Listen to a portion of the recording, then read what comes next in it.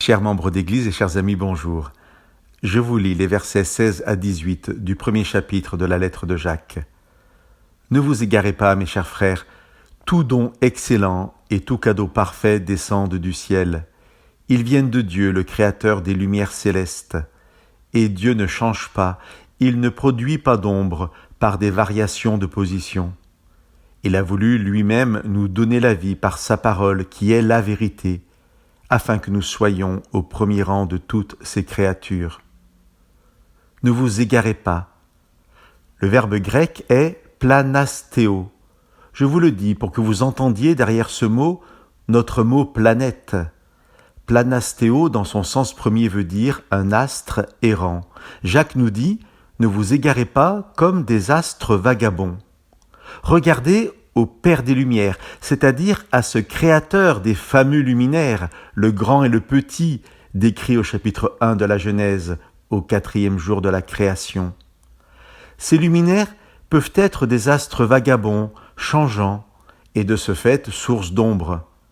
Ne regardons pas à ces choses changeantes, regardons au Père des Lumières, chez qui rien ne change et qui ne produit pas d'ombre.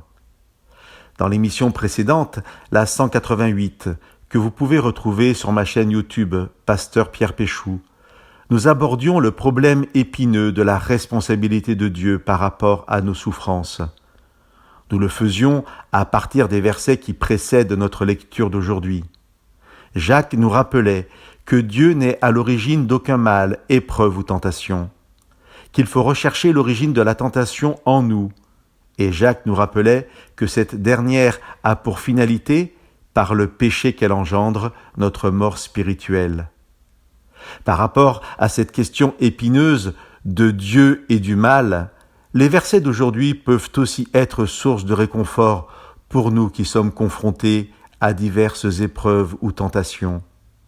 Si ces dernières conduisent inévitablement à la mort, Jacques nous rappelle que le Créateur est immuable, aucun changement chez lui qui apporterait de l'ombre.